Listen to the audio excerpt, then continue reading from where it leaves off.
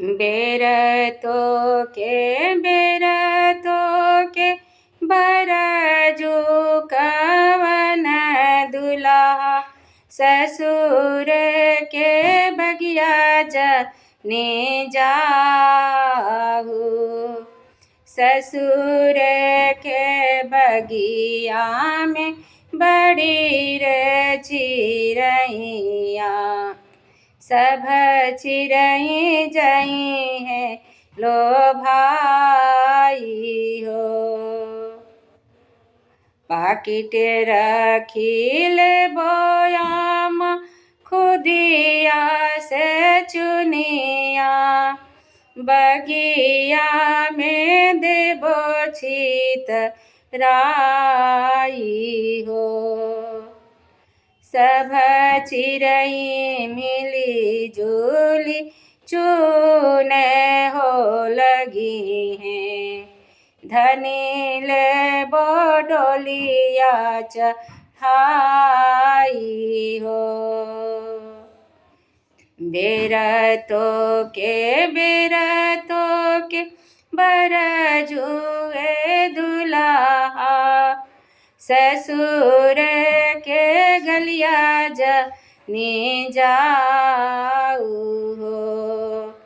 ससुर के गलिया में बड़ी रे बिटिया सब बिटिया जई हैं लो भाई हो।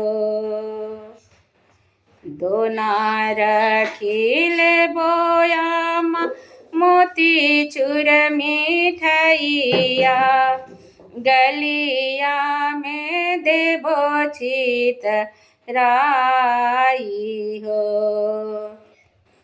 सब बिटिया मिली जुली चून हो लगी हैं धनील बोडोलिया चढ़ाई हो।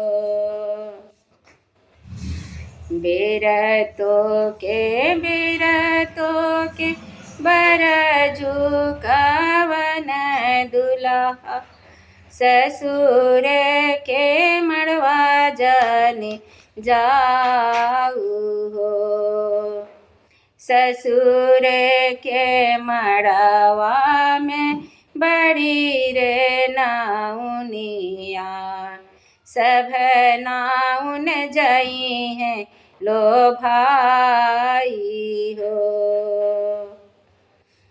फड़े बानील बोयाम इयरी से पियरी मड़वा में देबो छितरा हो।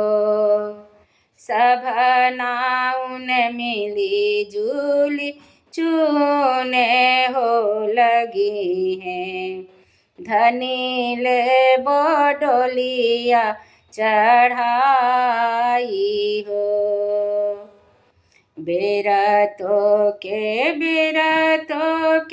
बरजू कवन दुल्हा ससुर के कहबर जने जाऊ हो।